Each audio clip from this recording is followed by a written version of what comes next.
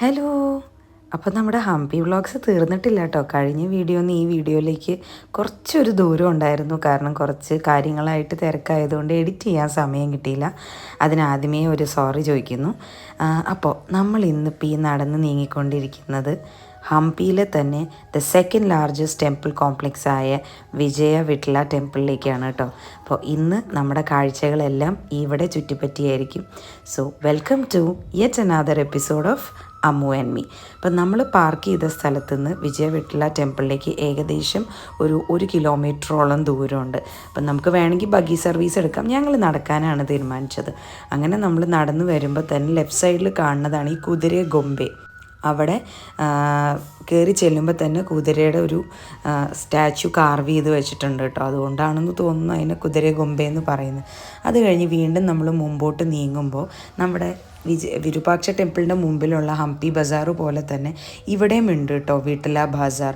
അത് കൂടാണ്ട് എല്ലാ അമ്പലങ്ങളെയും പോലെ ഇവിടെയും ഉണ്ട് ഒരു പുഷ്കരണി. അപ്പോൾ ഇതാണ് ആ പുഷ്കരണി. ഞാൻ നേരത്തെ പറഞ്ഞിട്ടില്ല, എൻ്റെ പണ്ടത്തെ വീഡിയോയിലൊക്കെ ഞാൻ പറഞ്ഞിട്ടുണ്ട്. വാട്ടർ ടാങ്കിന് ഇവർ പൊതുവേ പറയുന്ന പേരാണ് പുഷ്കരണി. അപ്പോൾ ഇത് അത്യാവശ്യം നല്ല വലിയൊരു പുഷ്കരണിയാണ് കേട്ടോ. നല്ല ഓസ്പീഷ്യസ് ആയിട്ടുള്ള ഡേയ്സിൽ ഇവിടെ പൂജകളൊക്കെ നടക്കാറുണ്ടെന്നാണ് പറഞ്ഞത്. എന്തായാലും അവിടെ നല്ല വെയിലായതുകൊണ്ട് നമുക്ക് അത്ര അങ്ങോട്ട് എൻജോയ് ചെയ്യാൻ പറ്റിയില്ല. പക്ഷേ എങ്കിലും ആ വെയിലിൽ ആ വെള്ളത്തിൻ്റെ വേവ്സ് ഇങ്ങനെ കാണാനായിട്ട് ഭയങ്കര ഭംഗിയായിരുന്നു കേട്ടോ. 1-2 ആമേനെയും ഒക്കെ കണ്ടു. അപ്പോൾ അത് കാരണം അമ്മൂസിന് എന്തായാലും ഭയങ്കര ഇഷ്ടമായി.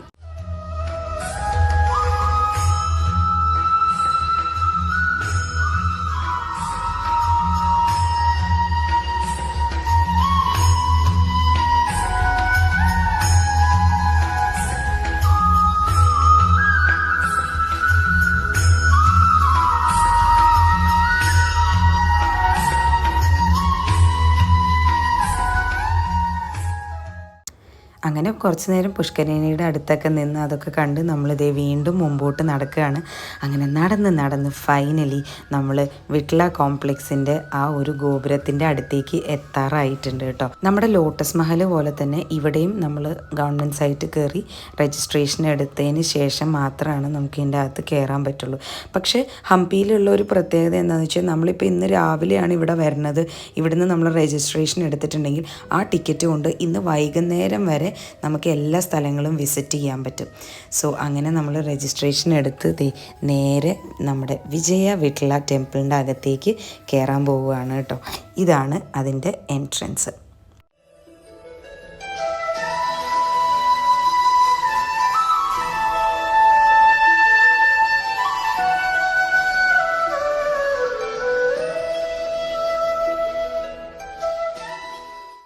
നമ്മളതിൻ്റെ ഉള്ളിലേക്ക് കയറാൻ പോകുമ്പോൾ തന്നെ ഒരുപാട് പേര് നമ്മുടെ പുറകെ വരും കേട്ടോ. ഗൈഡ് വേണോ എന്ന് ചോദിച്ച്. പക്ഷെ നമുക്ക് ഗൈഡ് എടുക്കാൻ പ്ലാനില്ലാഞ്ഞുകൊണ്ട് നമ്മൾ വേണ്ടാന്ന് പറഞ്ഞ് ഉള്ളിലേക്ക് കയറുകയാണ്.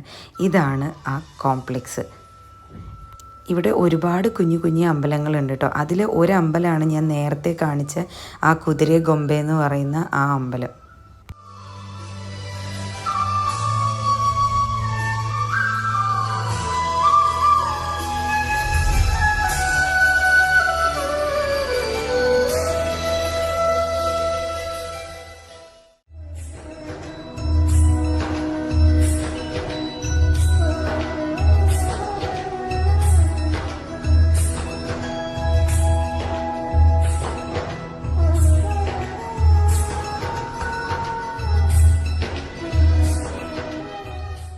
അങ്ങനെ കുറച്ച് നേരം ഞങ്ങൾ അതിൻ്റെ കല്യാണ മണ്ഡപത്തിലൊക്കെ കയറി ഇരുന്നു കേട്ടോ.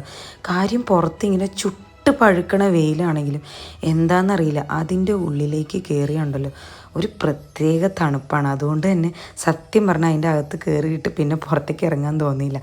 പിന്നെ വന്നു കഴിഞ്ഞ് സ്ഥലങ്ങളെല്ലാം കണ്ടു തീർക്കണമല്ലോ, അതുകൊണ്ട് മാത്രമാണ് ഞങ്ങൾ പുറത്തേക്ക് ഇറങ്ങിയെന്ന് വേണമെങ്കിൽ പറയാം.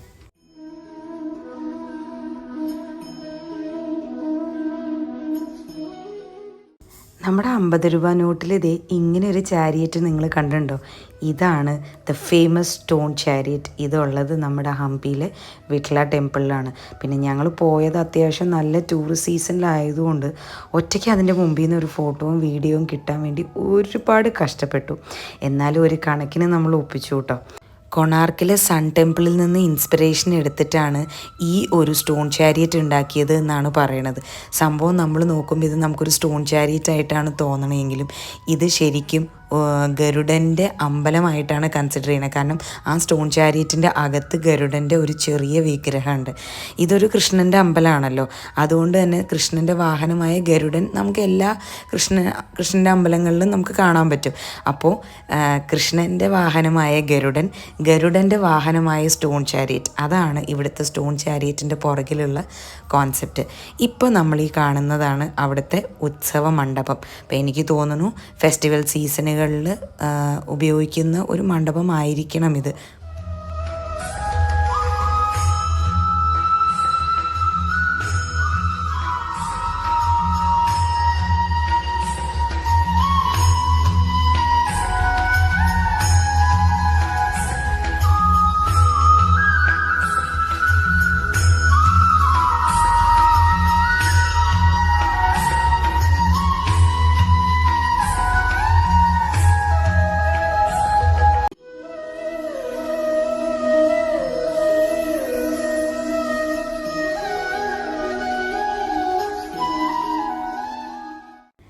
ആ ദൂരെ കാണുന്നതാണ് കേട്ടോ ഈ അമ്പലത്തിൽ നമുക്ക് വിശ്വസിക്കാനാവാത്ത ആ ഒരു മാജിക്കൽ പില്ലേഴ്സ്.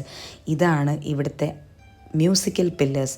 കൃഷ്ണദേവരായർക്ക് 2 റാണിമാരാണ് കേട്ടോ. അതിൽ ഒരു റാണി നന്നായി നൃത്തം കളിക്കുമായിരുന്നു.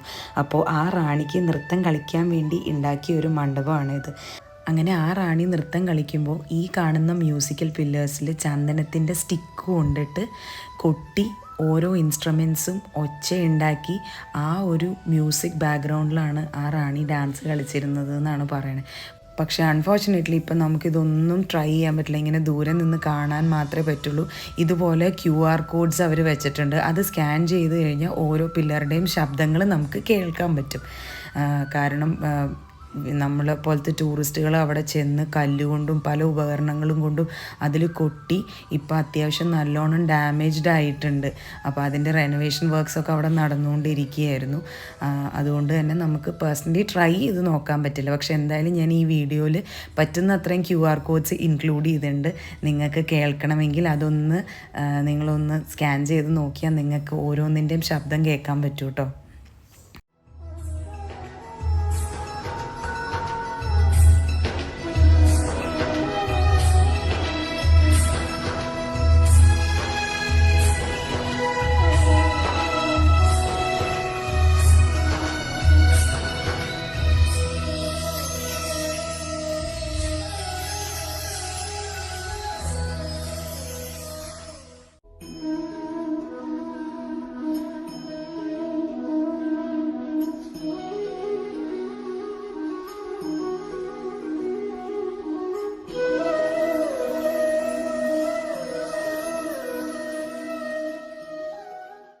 അങ്ങനെ മ്യൂസിക്കൽ പില്ലേഴ്സൊക്കെ കണ്ടു കഴിഞ്ഞ് നമ്മളിതേ വീണ്ടും അവിടെ നിന്ന് നടന്ന് അതിൻ്റെ അകത്തേക്ക് പോവുകയാണ് കേട്ടോ.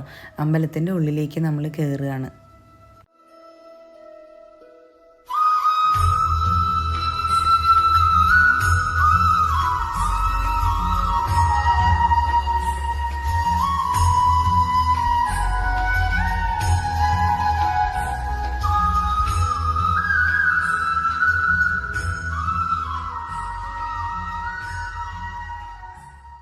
ഇപ്പം നമ്മൾ ഈ കാണുന്നതാണ് മെയിൻ ഗർഭഗൃഹ എന്ന് പറയുന്നത്, അതായത് വിഗ്രഹങ്ങളെ പ്രതിഷ്ഠിച്ചിരുന്ന സ്ഥലം. പക്ഷേ ഇപ്പോൾ അതിൻ്റെ അകത്ത് മൂർത്തിയൊന്നുമില്ല കേട്ടോ.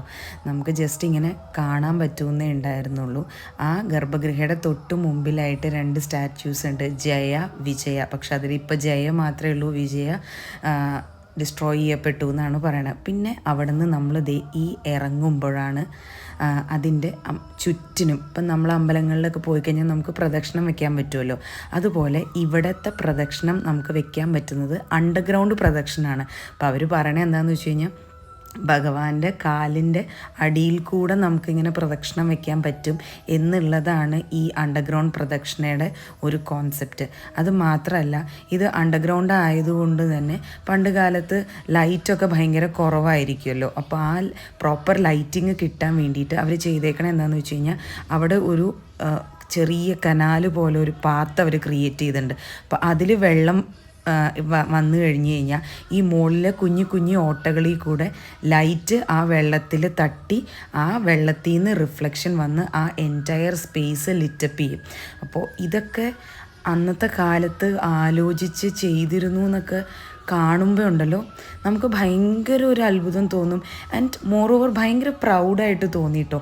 ഇത്രയും ബ്യൂട്ടിഫുൾ ആയിട്ടുള്ള ഒരു രാജ്യത്തിലാണല്ലോ, അല്ലെങ്കിൽ നമ്മൾ വി ആർ ഇന്ത്യൻസ് എന്ന് പറയുന്നതിന് ഭയങ്കര പ്രൗഡായിട്ട് തോന്നിയ ഒരു കാര്യമായിരുന്നു എനിക്കിത്.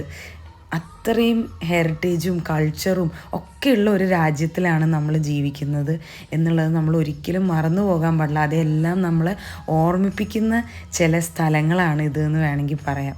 അങ്ങനെ അതും കണ്ട് നമ്മൾ പയ്യെ അവിടെ നിന്ന് ഇറങ്ങിയിട്ടോ. ഇവിടുത്തെ വിശേഷങ്ങൾ തീരുന്നില്ല. ഇവിടെ നിന്ന് പുറത്തേക്ക് ഇറങ്ങുമ്പോൾ ഇനിയും നമുക്ക് കാണാൻ ഒരുപാട് കാഴ്ചകളുണ്ട്. ഇത് ആക്ച്വലി ഞങ്ങളുടെ ഒരു ദിവസത്തെ ഹാഫ് ഡേ മാത്രമേ ആയിട്ടുള്ളൂ. ബാക്കി പകുതി ഞാൻ അടുത്ത വീഡിയോ ആയിട്ട് അപ്ലോഡ് ചെയ്യാം. കാരണം അല്ലെങ്കിൽ വീഡിയോ ഒരുപാട് ലെങ്തായി പോകും, നിങ്ങൾക്ക് കാണാനും ബോറടിക്കും. അപ്പോൾ ഉടൻ തന്നെ ഞാനിതിൻ്റെ സെക്കൻഡ് പാർട്ടായിട്ട് വരാം കേട്ടോ. അതുവരെയ്ക്കും ഈ വീഡിയോ നിങ്ങൾക്ക് ഇഷ്ടപ്പെട്ടു എന്ന് ഞാൻ വിചാരിക്കുന്നു. ഞാൻ കണ്ട വിട്ടലയുടെ ഭംഗി എനിക്ക് നിങ്ങൾക്ക് കാണിച്ചു തരാൻ പറ്റിയെന്നാണ് ഞാൻ വിശ്വസിക്കുന്നത്. നിങ്ങളുടെ അഭിപ്രായങ്ങൾ കമൻറ്റിലൂടെ പറയുക. ഒന്ന് ഷെയർ ചെയ്ത് സബ്സ്ക്രൈബ് ചെയ്ത് നമ്മളെ സപ്പോർട്ട് ചെയ്യുക. So until next video, bye bye.